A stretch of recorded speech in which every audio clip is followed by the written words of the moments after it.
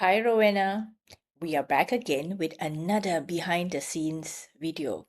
But this time it's pretty interesting because we have just concluded our program from Vision to Voice program that we ran the whole of September. And we had 4 full weeks of workshopping and coaching our cohort and our participants, right? So, Rowena, how do you feel about it now that we have come through the other side after the program has ended? Krista, it's a great feeling to be on the other side of September. I'm really glad that everything has worked out well and that we have the first cohort done. I feel productive.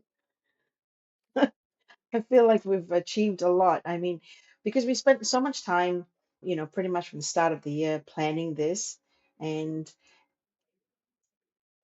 you have an idea of what it is that you're building, and it's nice to see it come to a solid state, their structure, and I found the whole experience really good, and I'm excited about what's to come after this as well. How about yourself? As I was telling you prior to this, right? Even months when we were developing our program and we were building our program, I was telling you we run it right, no matter what. We will just run it and we will have to go through it because I believe that there's so much we can do with planning and developing. But it is only through the actual experience of teaching and coaching and guiding is where we get a lot of feedback to fine tune the way we coach, to fine tune the way we run the program, and to really look at the whole program in a totality where we can see what are the missing pieces, where do we need to put more work in, or where are the things that we need to reduce, subtract or include. So I'm so glad that we ran the program together. I'm so glad that we did it without killing each other. We had no major arguments. We had no major disagreements. We work well together. So I think that itself is a major win for me because, Oh like I yeah, said, when you're teaching with other people, when you're coaching with other people, there's so much that can go wrong. There's so much that can just just demotivate you because this is besides the syllabus, besides the modules, is that we have to work well and play well with each other because if we don't, then nothing happens, right? Nothing happens for our coaches. So I guess that was like something I was really, really happy about. And I think that is something not to be sniffed at. There's something really important, even as we are going along this journey to create even more, programs and cohorts. yeah. No, I totally agree, and I think I did say that to you a couple of times because I don't take it for granted. There's so much that goes into collaborating on something, particularly if you've not worked together, even if there are overlaps between the things that we do, the kind of services that we deliver, and the support we provide to, similar audiences.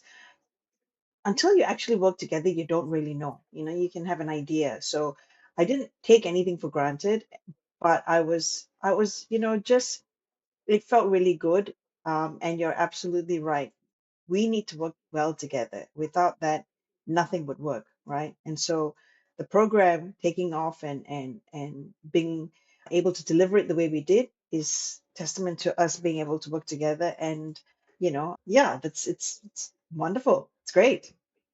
Yeah. So in this BTS, we want to go into a little bit of talking about what happened in the 4 weeks. So, of course, we have a lot to talk about because so much happened in the 4 weeks, even for ourselves. So, there's so many ways we could look at this. But I want to know for you, what stood out? What was something that you felt was important or something that you felt should be highlighted, or at least you want to talk about it? Yes, we do have a couple of things that we want to highlight in the call. I'll start with, I guess, the vulnerability that we showed. So, one of the things that I felt was really important for us to do as part of our course delivery is bring ourselves into the picture, share our stories, and let people see who we really are. I think that's really important when you're running a program. It's not just about the information that people are sharing with you as facilitators, or when you're running a workshop. The information they're sharing is important, but you've got to be able to trust them. You've got to be able to come to your own conclusions about whether this person is credible, whether this person can be trusted, whether this person is an expert or a specialist in what they do.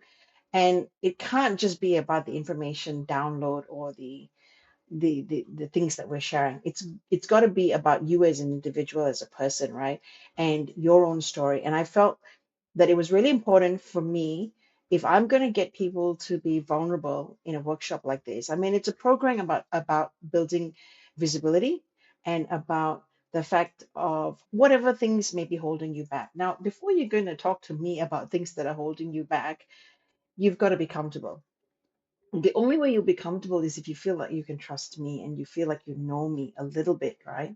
And so for me, it was very important to be able to share a little bit about my background, the things that I've done, what's worked for me, and what hasn't worked for me. All the, well, not all the ways, but some of the ways in which, I've screwed up, so that you can go, we're talking about another human being. It's not all polish and talking about success stories. We want to hear about the failures. So that to me was important. And I think we delivered that. We talked about our stories. We talked about the things we did well and the things we don't do well.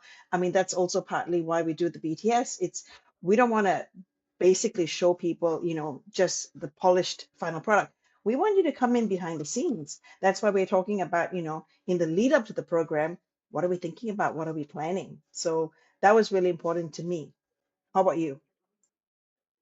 I love the way that you mentioned about vulnerabilities because I think in today's internet age, whatever information you want, you can Google, you can find it. And if people just came to us for the information, information is easy to find. I mean, you probably need to spend some time Googling and searching and reading, but eventually you find information. But what you won't find is the experience. And the experience will differ from person to person because we all live different lives, right? We all live differently. We have different aspirations. We have different ideas and goals for ourselves. But each of our individual experiences is very helpful to our cohort because they can see that we come from different, even though we're both in communications, even though we're both business owners, we've been doing this for a while, we still have different ideas about the same thing.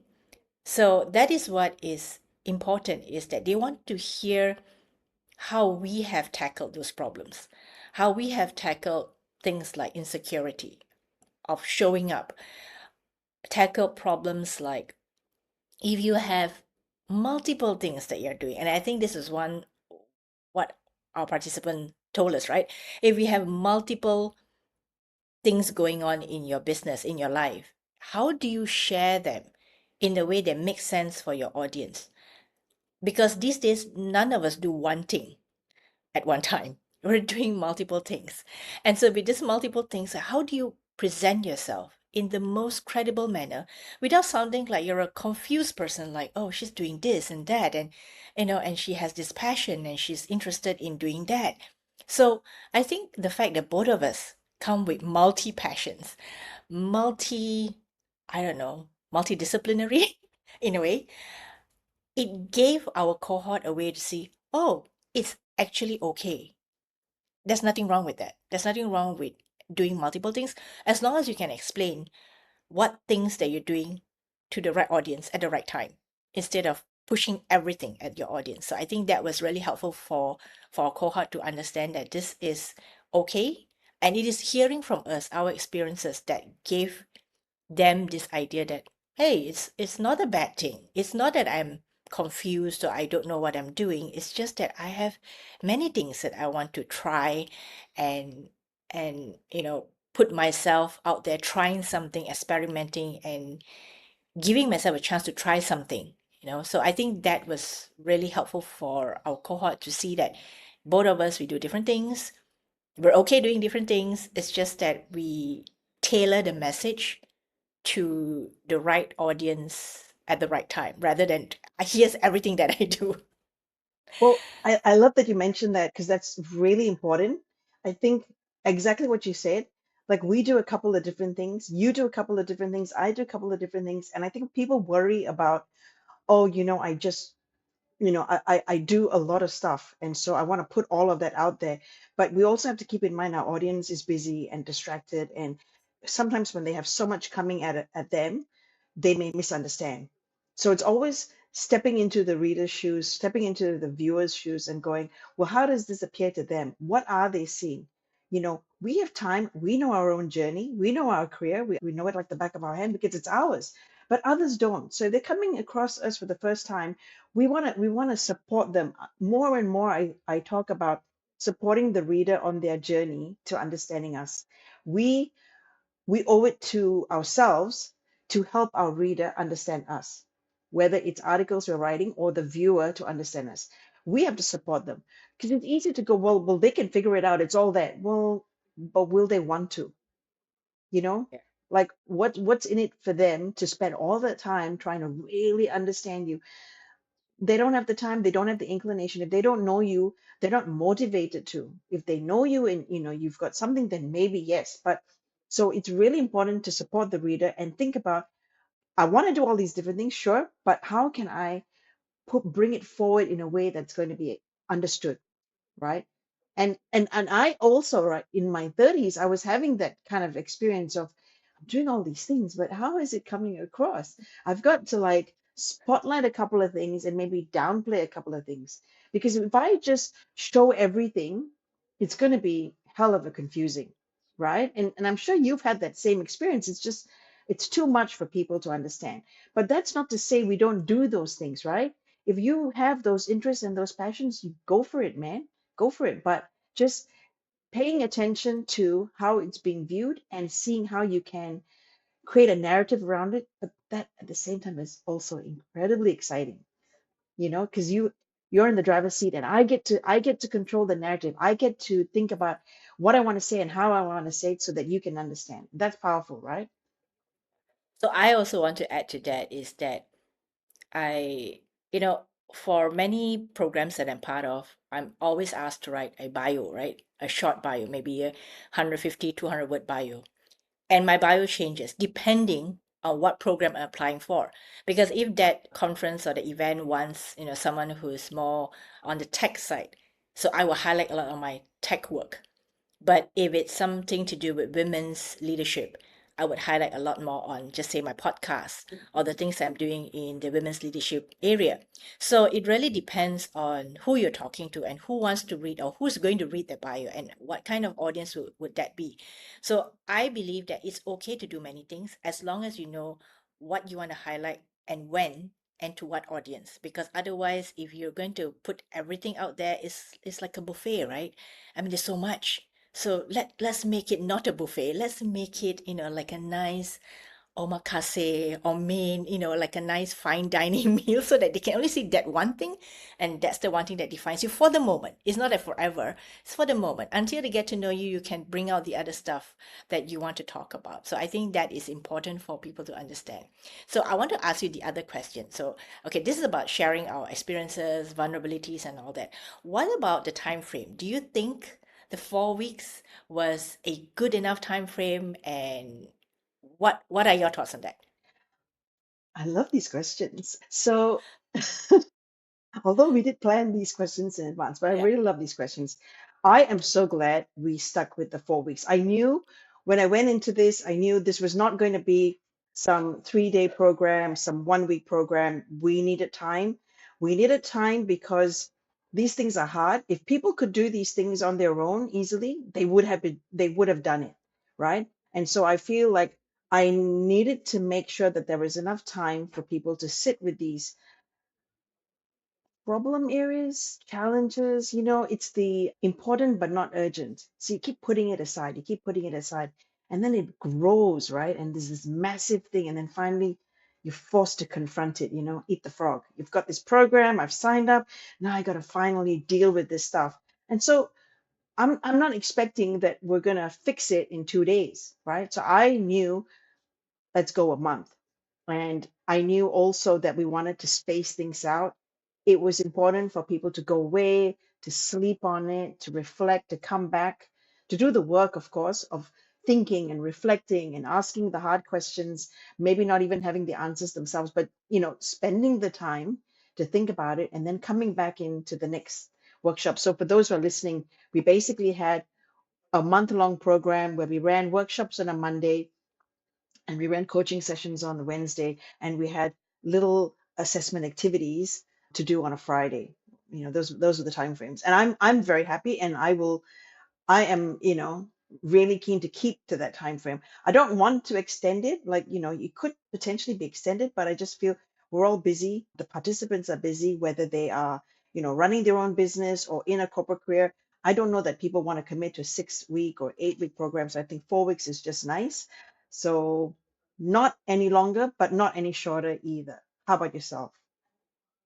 And I think I want to add on that. Remember, we had a little bit of pre-work before our cohort came in. So I think the That's pre-work was right. also useful because the pre-work gave us an idea of what was the challenge that, you know, this cohort had. What were the challenges? What were the difficulties? What were the things that they were thinking about? So the pre-work gave them some time to think about their own challenges before they came into the program. And when they came into the program, I love the fact that we had 90 minutes on a Monday for workshopping, 90 minutes on a Wednesday for coaching, because it was a nice space in between Mondays and Wednesdays.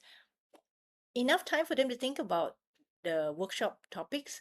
At the same time, time for them to come back on a Wednesday to really dig deep into the topic with us, because coaching was purely about them, purely about helping them come to maybe their own realizations or insights about what they were trying to do in their business and their career.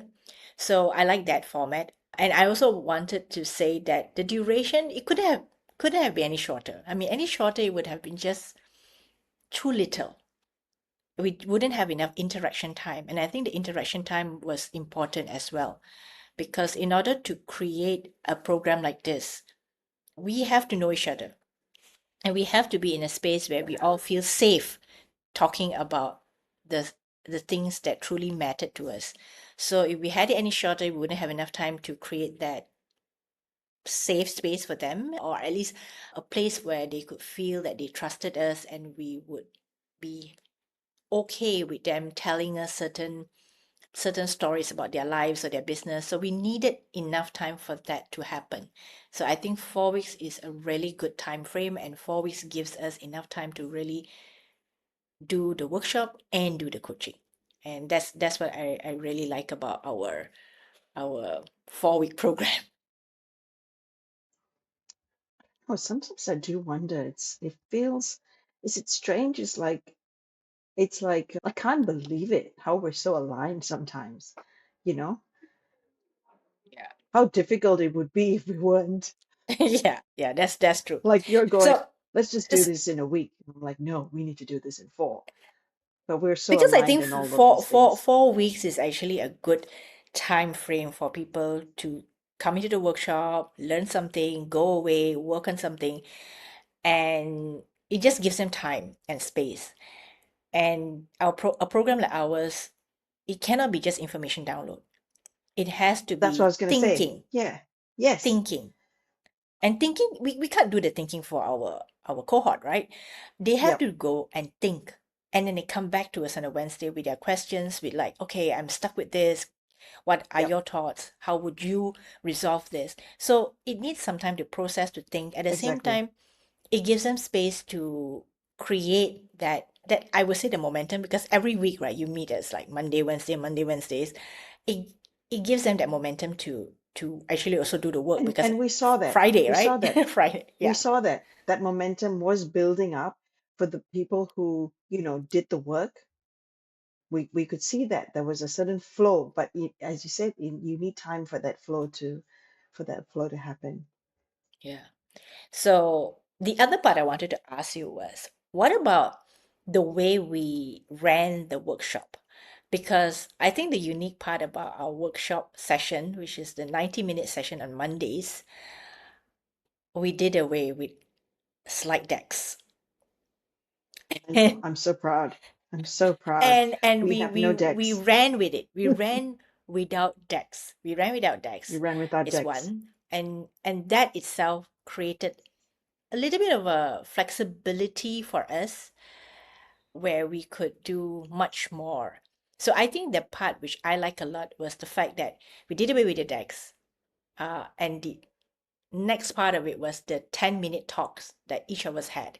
So how we ran the workshopping session on a Monday was that Rowena would take 10 minutes and we stuck to our 10 minutes diligently, strictly. So each of us got 10 minutes to talk about a topic that related to that core goal that we wanted for that cohort, for our cohort actually. So what are your thoughts? I mean, when you did it feel a little bit strange to run without a deck? Yes, it did. I mean, initially, especially for the first week of the workshop, there was some housekeeping things that, I felt we had a bit of a deck, and it did feel a bit strange, but it it it felt good to not have a deck because, it creates a different sort of experience when you get into presentation mode, right? And I wanted people to feel open, and I feel that sometimes when you have a presentation up, that creates a little bit of distance between you and we're operating in an online environment. We're all in different areas, and so if we were face to face, there'd be a different vibe. When you're online, you already have challenges with the fact that it's delivered online. Despite all of the advantages around online, there are definite disadvantages with the delivering online, and I felt the deck would make it a bit tougher. And so I wanted to create a situation where I can engineer more closeness as opposed to adding things that are going to take that away. So I was very happy with the fact that we did away with the decks. And the reality is, we can still give resources to participants after the fact if that's an issue for those who, some of us learn differently, some are visual, some need materials to look at. You still get that at the end. So it doesn't take away from the things that you receive. And I was really happy that we kept up, our presentations short. It was important to me. I actually had a timer on because the reality is you want to understand that we are co-creating. That's what we're doing. We're here to be with you on this journey. And you know your situation, you know your challenges, you will think about your own solutions, but you have the ability to get feedback, you have the ability to discuss and brainstorm with us as facilitators and with your fellow participants. And so you've got to build in time for that conversation, that discussion, and all of those things. And you can't do that if you're just full on dissemination mode. Here's all this information I need to pass to you. So I'm very proud about the fact that we didn't do it that way. And it's an acknowledgement of the fact that as participants, we have the solutions within us. That's what I believe, that everyone has the potential solutions or the answers for their situations, their challenges within them. And the work that we do in the program is to help bring that out as well. So when we went into this program, we already believed that the participants had the answers. It was just a matter of guiding them or helping them see that in a manner that they could use. Because I think a lot of times people assume they don't have the answers. They assume that they don't know, but they do. They do know, and they have the experiences to show for it. But it's just that sometimes you don't have, like one of our participants said, right? She didn't have a sounding board. She didn't have Sounding board, someone yes. to give her feedback in a way that she could use. I mean, I'm sure there are lots of well-meaning people out there who will give you feedback, but maybe the feedback is not something that you could actually piece together and use. It could be like, I'll give you feedback on this and that, but it's not like one whole package where you could see for yourself that this is useful and how is it useful, because and this is what we both realized too while we were running this program, is that you can't show up online until you are clear who you are. And I think this is a theme that we see. If you're not sure of who you are, you're not sure of what you can offer, you can't show up online, you can't be visible online, because you have all this mixed up messages. You have con convoluted messages. You have messages that you And yourself don't understand. uncertainty. Yeah, And uncertainty. uncertainty, And you yes. feel, and that's where more of that imposter syndrome comes in, right? Like more of like, I'm not myself out there. How can I show up as myself if I'm not myself? I don't even like what I'm putting out there. So I think that is the key thing. If you are not sure of yourself, it is very hard to show up online, to write about the things that matter most to you, or to create videos, or create anything, your body of work, right? It's very hard to create a body of work, write articles, do all the stuff that you want to do because you yourself are not sure. But the moment you are clear and you are sure about yourself, you are certain that this is who I am, this is what I want to be, or I want to show up as, and you know that that is backed by your experience, your knowledge. And the women that we coach, they're not newbies at this. They've had years of experience. They know their work, except that sometimes they don't have a sounding board to tell them, hey, use this or use that or put this together, figure this part out. So you need to have someone, or to have people who understand the journey to be able to help you put that together. And it's not just tactical. And I believe that this is what we also heard, right, from our cohort.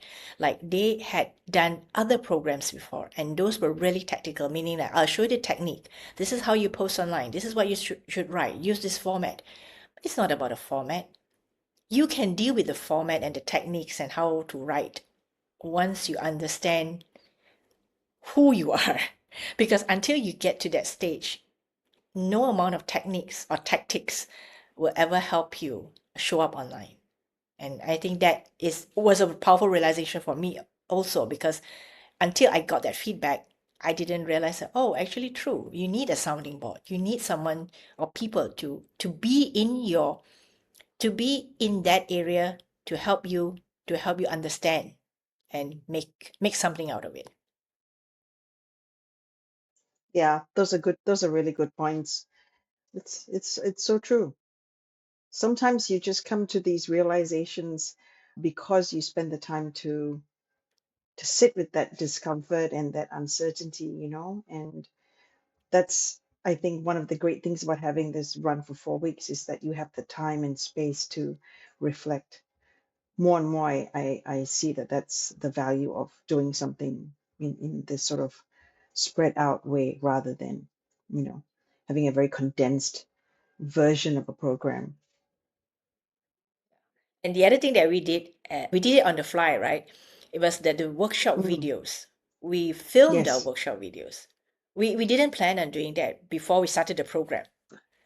No, so we had conversations, right, where we were thinking, we want to create this on-demand series, right, so that people who can't, I guess it's providing options, right? Now, for us, the best, the optimal scenario is people come in and do the 4 week program, but we know that sometimes timing doesn't work, and for various reasons, the program is not an option, and we want to be able to give people different opportunities. And so the idea was, if we create an on-demand version, it's self-paced, and people can, they're not going to get the coaching part of it unless they get that separately, but they get the workshops, but it's sort of static, as in you can just watch the video.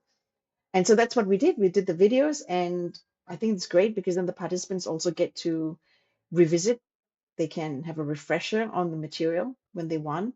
And I think that's useful, right? You come into this thing for 4 weeks and you build a momentum, and everything's fresh. But once you leave, you get back into your day-to-day existence, and all those things come back, and you have to work really hard to create that recreate that momentum for yourself without any of the other, cohort participants around. And that can be difficult. And so having that video to kind of watch and refresh your mind, rejuvenate, remind you of what you're trying to do, that can be a good thing. So I'm glad that we've got those videos recorded as well for each week. Yay. Yeah. And those videos will be good for on-demand course once the course is created and completed and published. So we'll keep everyone updated when that will be. We have so many ideas. Actually, Rowena and I, we have so many ideas that we just can't find enough time to work on each and every one of those ideas. We have Google documents filled with things that we wished we had more time to do, but we just have to work on the That's stuff true. that we need to That's work on. true. We do have that parking lot, but I am optimistic because whatever it is, we took the time from the start of this year and we got to the point where we delivered a program and we were Yeah, already talking about our next cohort. yeah.